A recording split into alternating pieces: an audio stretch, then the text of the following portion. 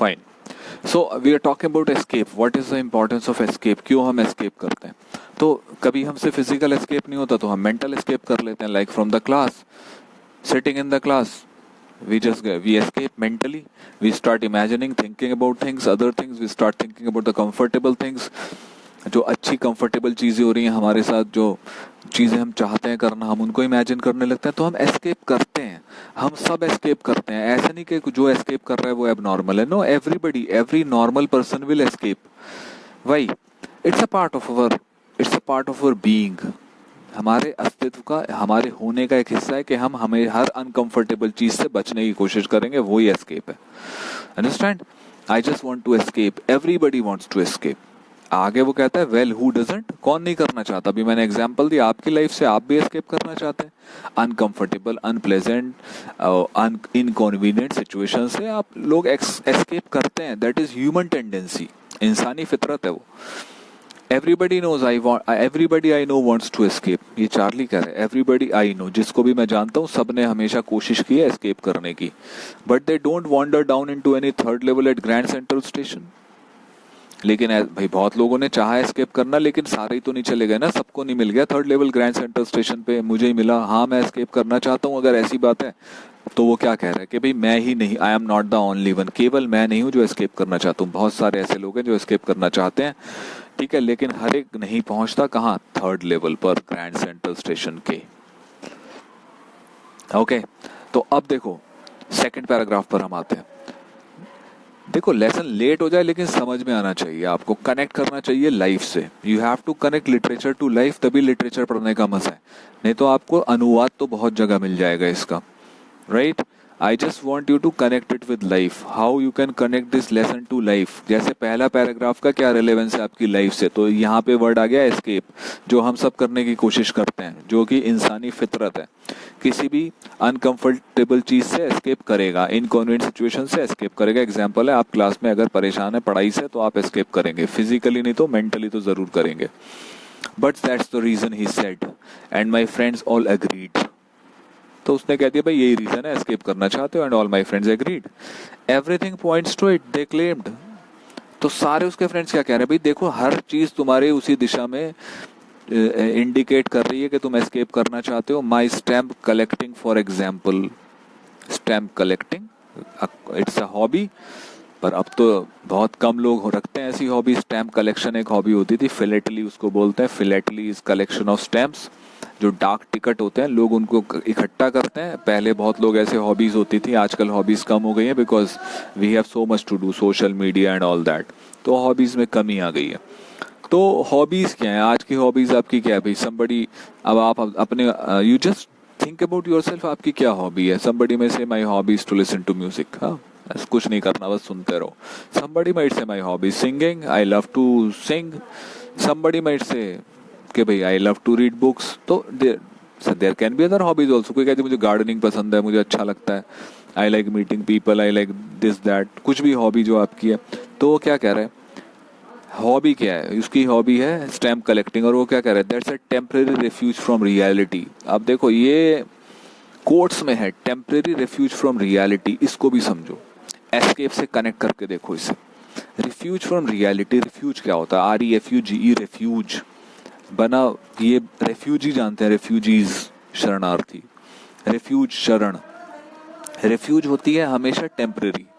जैसे कोई कंट्री है जहाँ पे कुछ है, हालात ठीक नहीं है, वहाँ के कुछ लोग आ गए हमारे देश में, तो हमारा देश उनको पनाह दे रहा है, शरण दे रहा है. रेफ्यूजी कब तक? सिटीजन नहीं है वो, हम उन्हें वापस भेज देंगे. Okay, we will send them back. Okay, they are refugees, they have come. और वो रेफ्यूजी टेम्पररी स्टेटस है उनका, दे आर नॉट सिटीजन्स. तो टेम्पररी रेफ्यूज फ्रॉम रियलिटी. तो कह रहे जो भी हमारा जो है हॉबी है, या जो भी हम कर रहे हैं, जैसे हमने कोई सपना देखना शुरू कर दिया क्लास में, आंखें खोल के हम सपना देखने लगे, सर पढ़ा रहे हैं, हमको समझ नहीं आ रहा, सिचुएशन टफ है, हम फेस नहीं कर पा रहे उसको, तो हमने सपना देखना शुरू कर दिया और हम थोड़े कंफर्टेबल हो गए. तो वो टेम्परेरी है. वो सपना हम सारे दिन नहीं देखेंगे, वो सपना हम कुछ देर देखेंगे. Some people start, they go in a wrong direction. अपने टेंशन्स को, वरीज को, एंजाइटीज को नहीं डील कर पाते, नहीं सामना कर पाते उनका तो क्या करने लगते हैं, दे स्टार्ट सम पीपल से आई स्मोक, मैं सिगरेट पीता हूँ क्यों, थोड़ी सी टेंशन कम हो जाती है मेरी। कुछ लोग ड्रिंक करने लगते हैं, जी मैं गम बुला रहा हूँ अपने। वो कह रहे हैं ये सब बेकार की चीज़ें हैं, टेम्परेरी रेफ्यूज है सब चीज़ फ्रॉम रियलिटी। हकीकत से, सच्चाई से आप भाग नहीं सकते, उसका सामना, हकीकत का सामना आपको करना ही पड़ेगा। कुछ देर के लिए आप टेम्परेरी रेफ्यूज ले सकते हैं, कुछ समय, कुछ वक्त के लिए, उससे आप अपने जहन से हटा सकते हैं। आपको लगेगा कि हाँ यार ये हट गई मुसीबत मेरे ऊपर से, लेकिन वो है। क्लास में आप परेशान है ना, कॉन्सेप्ट आपकी समझ में ना, teacher is very strict, you are not getting the concept and the class has become unbearable for you, पर आप भाग नहीं सकते वहां से, तो आपने मेंटली एस्केप किया वहां से। पर वो mentally escape is not a permanent escape, it is a temporary escape. Teacher वहीं मौजूद है, वो कॉन्सेप्ट बोर्ड पे लिखा है, वो एक हकीकत है, आप उसका सामना नहीं कर पा रहे हैं, तो आप कल जो आप अपने दोस्तों के साथ गए थे घूमने, कितना मजा आया था, आपने कितना एंजॉय किया था हैंगिंग आउट करने में, तो वो आप सोचने लगे। ये टेम्परेरी रेफ्यूज है फ्रॉम रियलिटी, हकीकत तो रहेगी आपके सामने, उससे आप इनकार नहीं कर सकते, ठीक है।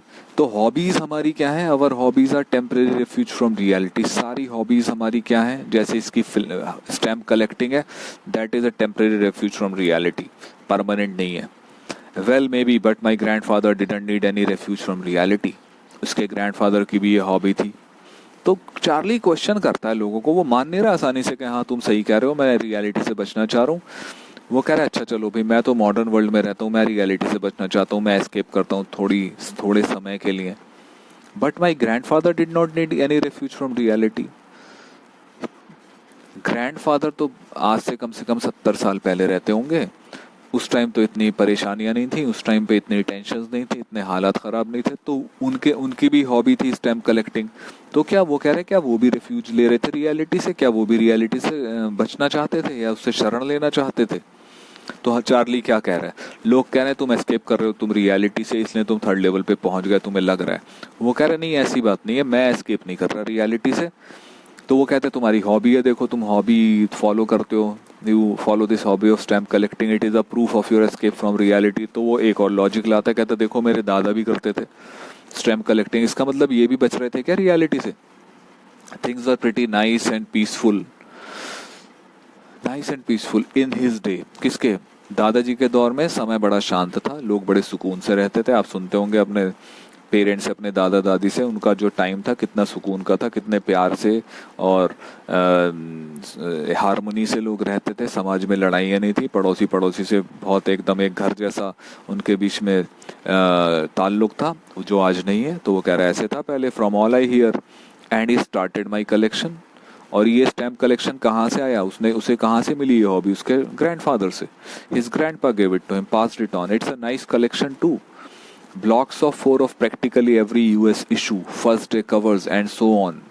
President Roosevelt collected stamps too, you know.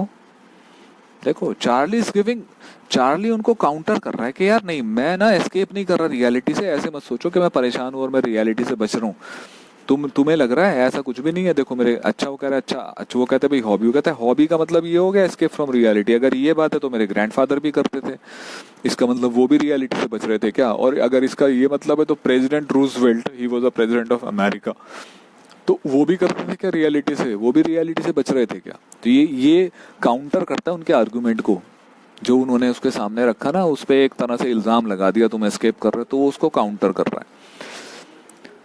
Anyway, here's what happened at Grand Central one night last summer. और इसमें कुछ चीजें हैं, यूएस इशू मतलब जिस दिन वो निकला, फर्स्ट डे कवर, इसको मैं बाद में एक्सप्लेन करूंगा आपको। Anyway, here's what happened at Grand Central. अब आती है हुआ क्या उस दिन, क्या incident. One night last summer I worked late at the office. लेट काम किया ऑफिस में, सिंपल सी बात है। I was in a hurry to get uptown to my apartment, so I decided to take the subway from Grand Central because it is faster than the bus. Simple, metro से जाओगे तो जल्दी पहुंचोगे, बस से जाओगे late पहुंचोगे, traffic jam, 10 जगह रुकेगी बस, मेट्रो तो सीधी सीधी जाएगी, वही बात है। घर जल्दी पहुंचना था तो क्या किया उसने, decided to take the subway from the Grand Central because it is faster than the bus. Important point है ये, लेट हो गया ऑफिस में, घर जाने के लिए उसने सबवे ले लिया ग्रैंड सेंट्रल से। Now I don't know why this should have happened to me. खैर पता नहीं मेरे साथ ऐसा क्यों हुआ. I am just an ordinary guy name Charlie, 31 years old. Underline important detail you got. Ordinary person है, आपके मेरे जैसा आम आदमी. And I was wearing a tan gabardine suit and a straw hat with a fancy band. Tan gabardine suit ये एक fabric का kind of fabric, कपड़े की किस्म है एक. I passed a dozen men who looked just like me. कह रहा है मैं सबके जैसे कपड़े पहने थे, सबके जैसा दिखता था, और दर्जनों लोग ऐसे में मेरे पास से गुजर गए जो मेरे जैसे लगते थे. And I wasn't trying to escape from anything. ऐसा नहीं कि मैं परेशान था, मैं किसी चीज से बच रहा हूँ, मैं कहीं जाना चाहता हूँ, दूर चला जाऊं कहीं से, ऐसे भी नहीं फीलिंग थी मेरे अंदर कोई. I just wanted to get home to Louisa my wife. School से निकलते हैं ना, क्या होता है घर पहुंच जाए बस, common.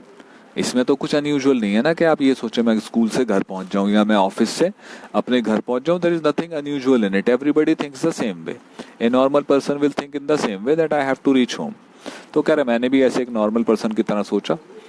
I turned into Grand Central from Vanderbilt Avenue, यही जो मैं दिखा रहा था आपको, and went down the steps to the first level. हाँ, down the steps, नीचे गया, where you take trains like the 20th century. Then I walked down another flight to the second level.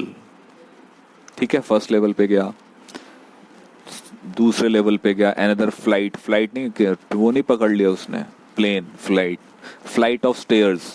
जैसे आप सीढ़ी से चढ़े, सीढ़ी जाके रुक गई एक जगह रैंप पे, उसे हम बोलते हैं flight of stairs.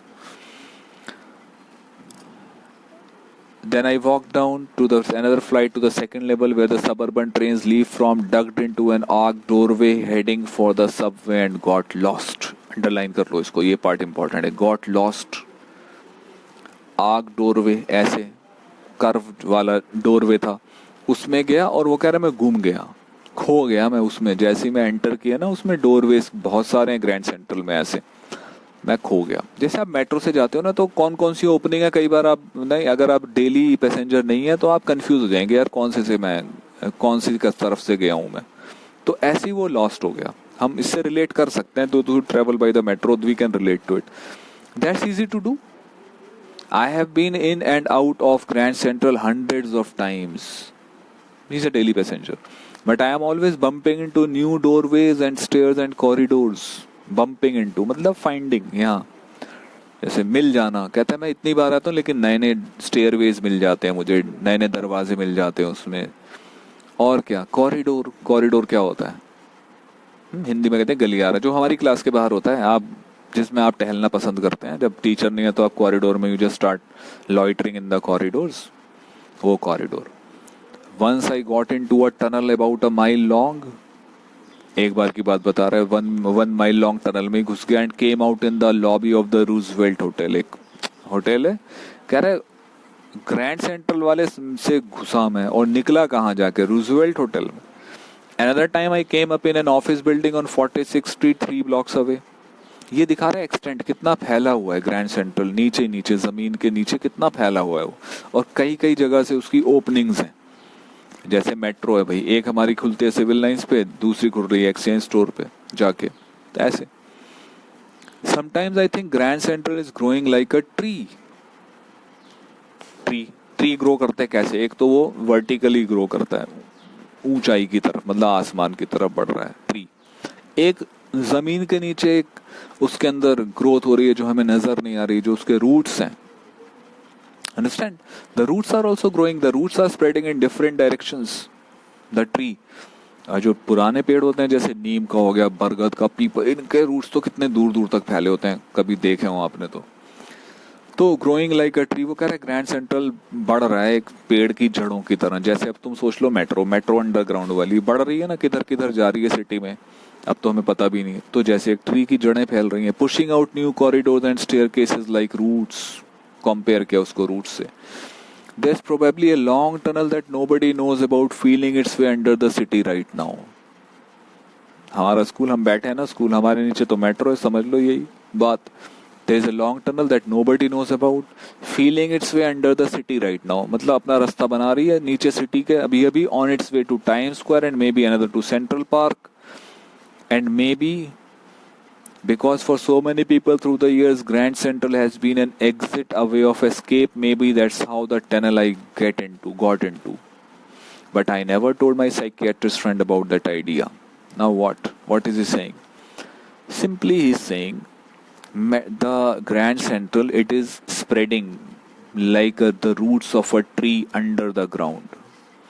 Without our knowing, बिना हमारे जाने, बिना हमारे एहसास किए, बिना उसको देखे, लेकिन ऐसा हो रहा है, वो स्प्रेड आउट कर रहा है और लोग उसे यूज करते हैं एक एग्जिट के तौर पर. ये बातें उसने कंपैरिजन किया इसको ट्री से कि भाई एक ट्री के रूट से. But I never told my psychiatrist friend about that idea. लेकिन बताया नहीं, उसने अपने साइकियाट्रिस्ट फ्रेंड के साथ इसको शेयर नहीं किया. तो अब देखो फिर वो वापस आ गया कि भाई कैसे खोया था, ये इंपॉर्टेंट है. How did he get lost? The corridor I was in began angling left. Angling you know, turning, हल्का सा turning left, and slanting downward. Ramp था ना वो. And I thought that was wrong but I kept on walking. चलता गया. उसने कहा यार ये कुछ गलत है, शायद डायरेक्शन में गलत जा रहा हूँ, पर वो चलता गया. All I could hear was the empty sound of my own footsteps. आप देखो, sound of my own footsteps. आपको अपने कदमों की आवाज़ कब आएगी? जब आप एक डेजर्टेड आइसोलेटेड एरिया में हैं जहाँ पर कोई नहीं है, तो आपको अपने पैरों की आवाज़ आएगी. इसका मतलब वो ऐसी जगह पे था जहाँ कोई नहीं था. And I did not pass a soul. Did not pass a soul means I did not meet anyone. कोई नहीं गुजरा मेरे आसपास. Then I heard the sort of hollow roar ahead. Roar जानते हो? दहाड़ने की आवाज़ शेर की. वो नहीं, मतलब यहाँ पे जैसे अचानक से कोई आवाज़ आए. That means open space and people talking. उस आवाज़ से उसे क्या लगा कि भाई आगे ओपन स्पेस है और लोग बातें कर रहे हैं. The tunnel turned sharp left. I went down a short flight of stairs and came out on the third level at Grand Central Station. Underline this line. I went down a short flight of stairs and came out on the third level at Grand Central Station. और इस तरह वो कह रहा है भाई मैं पहुंच गया Grand Central Station पर. लो, okay, that is the way he reached. How did he arrive at Grand Central Station? This is the way he arrived at Grand Central Station. He went down a corridor. He kept on going. उसे लगा भाई मैं रास्ता, ये गलत रास्ता आ गया. फिर आगे जाके उसे लगा भाई आवाज़ें आ रही हैं, रास्ते में उसे कोई नहीं मिला. All these things.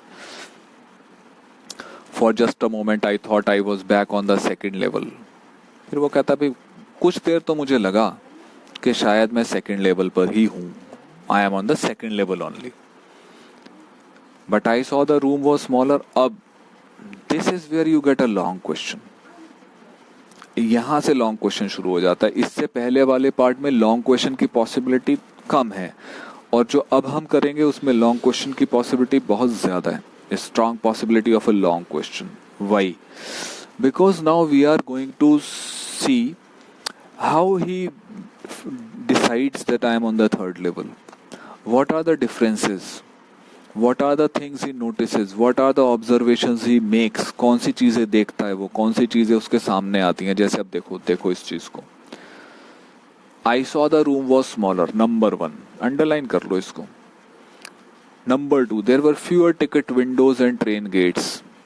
एक लम्हे के लिए उसे लगा मैं सेकंड लेवल पे हूँ, पर जब उसने देखा ध्यान से तो ये चीज़ें नजर आई. And the information booth in the center was wood and old looking. Information center, पूछताछ केंद्र जो है, कैसा था वो? That was wood and old looking. And the man in the booth, जो मैन था काउंटर पे, wore a green eye shade. Green eye shade. He was wearing a green eye shade. इसलिए पहनते थे बिकॉज पहले ऐसी लाइट्स नहीं होती थी जो कि हमारे आईज के लिए, वो येलो वाली होती थी, तो उसकी ग्लेयर से बचने के लिए ना ग्रीन ऐसे आई शेड पहनते थे.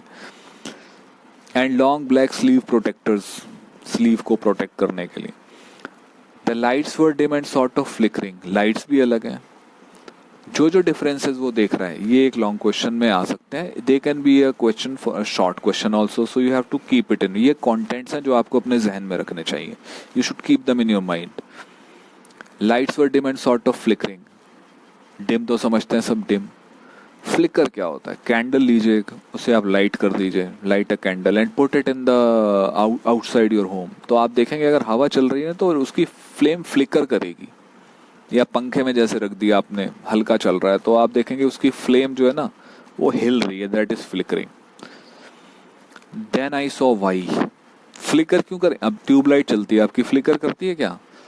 नहीं ना. अब तो एलईडी लाइट्स आगे तो फ्लिकर ही नहीं करती. पहले होती ट्यूबलाइट, वो डिस्को लाइट की तरह होती रहती थी, वो फ्लिकर होता है. अब नहीं करती, अब तो एलईडीज होती हैं। तो उसने देखा क्यों फ्लिकर हो रही है। There were open flame gas lights, old times, open flame gas lights, electric lights नहीं थी, गैस लाइट्स थी जो जिनकी फ्लेम ओपन थी, येलो लाइट थी उनसे। तो उसने वो देखी। तो अब ये देख रहे डिफरेंसेस क्या है और क्या। There were brass spittoons on the floor. Spittoons अब याद आ गया, स्पिटून्स की बात हमने शुरू भी की थी, those things in which you spit.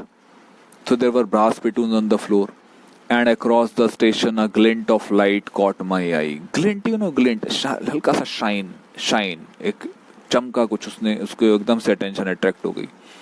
A man was pulling a gold watch from his vest pocket. A person, वो क्या निकाल रहा था? गोल्ड वॉच निकाल रहा था अपने पॉकेट से। तो देखा होगा आपने ओल्ड मूवीज में या पिक्स में कि पहले लोग अपनी जेब में घड़ी रखते थे, चेन वाली वॉच होती थी। एक तो रिस्ट वॉच है which is very common. Earlier they had this watch which they kept in their pockets, vest pocket. He snapped open the cover, डब्बे की तरह कवर हो तो उसको खोला। Glanced at his watch and frowned. Glanced means looked at the watch and frowned. He wore a derby hat. You have seen the derby hat, a black 4-button suit with tiny lapels, and he had a big black handlebar mustache. Big black handlebar, जैसे लंबी वाली मूछें थी उसकी, बाहर को निकली हुई हैंडल-बार। तो ये उसके देखो अब यहाँ पे कौन सी चीजें वो देख रहा है जो अजीब लग रही हैं उसको। Number 1 gold watch, brass spittoons, derby hat, black four button suit, big black handlebar moustache. ये सब चीजें उसको थोड़ा अनयूजुअल ऑड लग रहा है क्योंकि ऐसा है नहीं आजकल, लेकिन उसे नजर आ रहा है यहाँ पे। Then I looked around and saw that everyone in the station was dressed like 1890 something. Yes, now he looks around and he finds everybody is looking the same. सब वैसे ही दिख रहे हैं जैसे वो दिखा था उसे एक आदमी, सब उसी तरह 1890s। Like from the dress you can guess the year also. जिस तरह का फैशन है आप बता सकते हैं लगभग इस ईयर का फैशन है। तो ये 1890 का फैशन वाले कपड़े पहन के घूम रहे हैं लोग। I never saw so many beards, sideburns होते हैं ऐसे आपके साइड में जो उग जाते हैं इधर बाल, sideburns cheeks तक आ जाते हैं, and fancy mustaches in my life. A woman walked in through the train gate. She wore a dress with leg of mutton sleeves. Now you remember leg of mutton sleeves, and skirts at the top of her high buttoned shoes. Woman is wearing a different style of a dress. Men are wearing a different style of a dress. Everybody is looking different. Back of her, पीछे उसके, out on the tracks, मतलब rail की पटरी पर, railway tracks पर क्या देखा उसने? I caught a glimpse, नजर आया उसको। glimpse मतलब देखना। Of a locomotive. Locomotive means steam engine. अब तो चलते नहीं ना steam engine, तो पहले होते थे steam engine, भाप वाले, कोयले वाले। A very small Currier and Ives locomotive with a funnel-shaped stack. तो उसने देखा भाई ग्रैंड सेंट्रल स्टेशन की जो रेलवे लाइन है उस पर क्या देख रहा है वो। थर्ड लेवल पे एक ऐसा इंजन है जो कि बहुत पुराने जमाने का है, फनल शेप्ड स्टैक। और उसका जो उसमें ना उसमें चिमनी होती थी एक स्टीम इंजन में जिसमें से धुआं निकलता था, तो एक चिमनी होती थी, फनल बोलते थे, funnel shaped stack. And then I knew, okay, then I knew means तब मैंने रियलाइज किया, तब मैंने ये रियलाइज किया क्या इतना सब देखने। इसलिए मैंने क्या कहा था, ये जहां से ये शुरू हुआ है और यहां तक एंड हुआ है, ये पूरे कंटेंट है एक लॉन्ग आंसर के। अब देख लो इसमें point wise you have to remember all these things, although I will give you the notes, but just because we are doing the lesson in so detail, so great detail, शायद इतना नहीं हो पाएगा दोबारा। तो आप ध्यान दें इस पर कि कौन कौन सी चीजें उसने देखी जो अलग थी उसके पिछले, फ्रॉम द अर्लियर वन, जो उसने देखा था from the earlier level, second level. अब वो कह रहा है मुझे लग रहा है मैं सेकंड लेवल पे हूँ, पर नहीं, जब मैंने ये सारी चीजें देखा माहौल तो ये पुराना था। कौन से एजेस का था? 1890 का था। तो कौन कौन सी चीजें आती हैं, ये क्वेश्चन डायरेक्ट भी आ सकता है, क्वेश्चन का फॉर्म चेंज कर सकते हैं, ये कंटेंट आ जाएगा लिखने के लिए। तो कहता है देन आई न्यू, क्या पता चल गया कि अब मैं अपने प्रेजेंट डे में नहीं हूँ बल्कि मैं 1890s में आ गया हूँ। ओके, सो